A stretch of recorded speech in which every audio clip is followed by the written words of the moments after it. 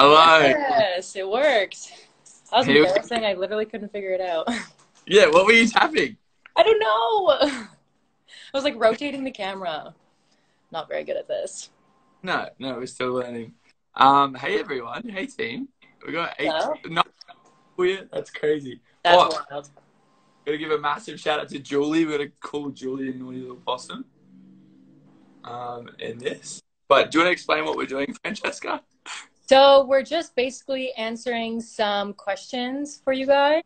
Yeah, we have a list here that we're gonna go through, and it's kind of relationship questions. Like Harry does like relationship things on his story all the time. So this is kind of like Dr. Harry again, but with me here. So Going off our. what? Wait, what'd you say? You I'm cut pretty out. much a relationship expert. Yeah, we're literally relationship gods at this point. Are we? Yeah, we are. Okay, so I'm gonna start. So how do you keep the spark alive if you're not quarantined together? So I feel like a lot Yeah. of people can probably relate. So Harry, you Yeah. want to answer this one? Oh.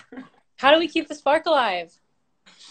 I think we just FaceTime a lot. We keep each other in the loop of each other's lives, and we communicate a lot uh, about everything, and then make it a little bit like we do like fun. We always like keep it fun and flirty a lot, I guess.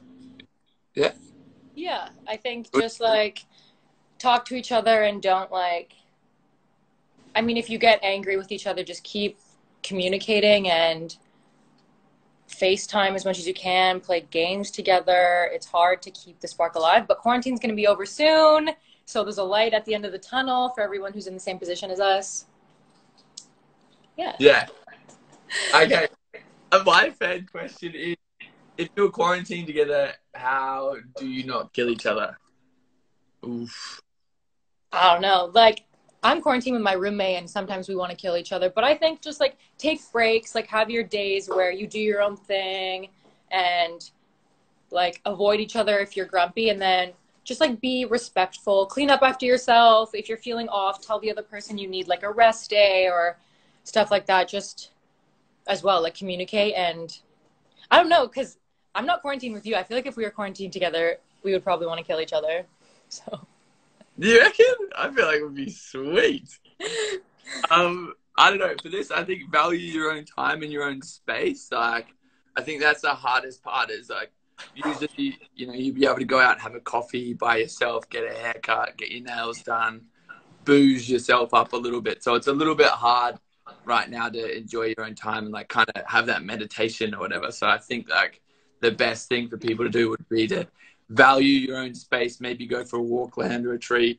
I don't know, or just value your own time more than like trying to stay around and like please everyone. Keep your own mental health number one. Yeah, and I also think like when this is all over, we're all gonna miss it in a weird way. Like we're gonna miss the downtime, and we're gonna miss having so much time to spend with like people that we're close to. I feel like we should just value everything. Like don't take anything for granted. You know? Very wise. Right, Harry? Okay.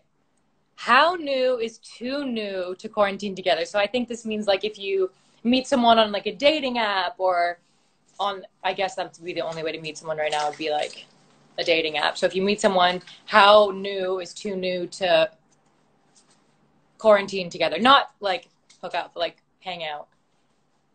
I think we pretty much quarantined together straight off the bat. Like we didn't know each other, and then we just moved in together and lived together for like a month on this.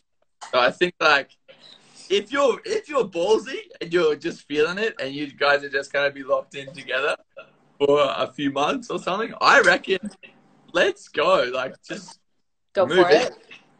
in. Yeah, but you also need to take into consideration like if you quarantine with one person, you can't expand your quarantine bubble. So you need to be really sure that that's the person that you want to bring in your bubble. Because once that person's in your bubble and you don't want him in your bubble anymore, you can't just like find a new person to add, because that's too many people. And then you're going to get, it's not going to be good. So just be sure and take risks, but be safe. Maybe quarantine in a park with masks on, social distancing, and then talk to him first, and then figure out if he's going to be worth like a month of your time, because you're committed for like a month after you start quarantining with someone. Yeah, so. Go for a picnic date. Yeah, picnic for sure. Yeah, keep that space between. Hey, you should get the next one. The next one's funny. Okay, should I respond to my ex's text right now?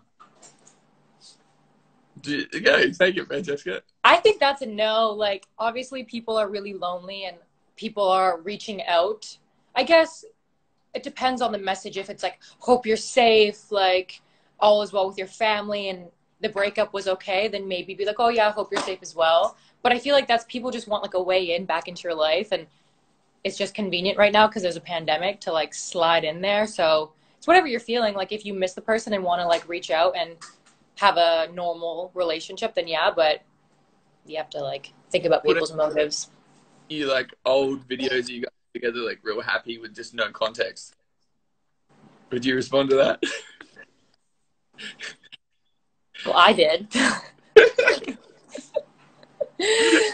Oh my god, that's what Harry did to me after we broke up.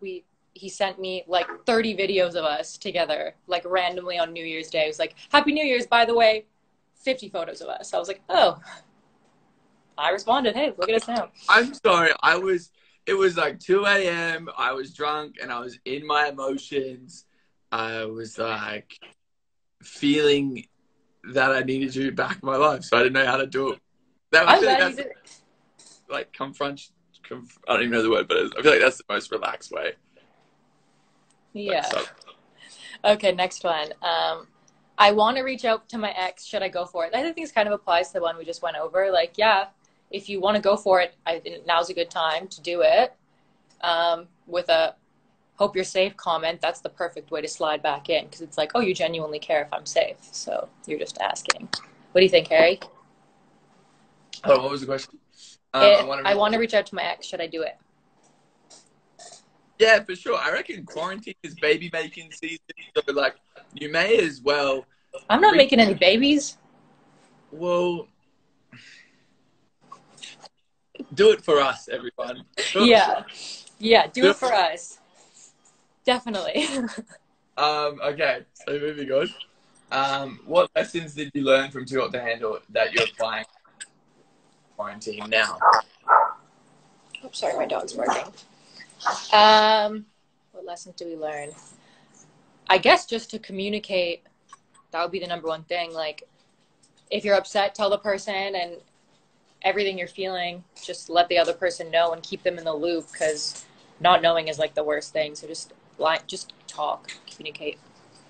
Yeah, I think like watching the bit back last night where you come back to me and we like pick stuff out, those rules that we laid down as like perfect. Like, be open, like, and just give it 100% and communicate. I think those are like the best way to go forward in anything. Just give it your all.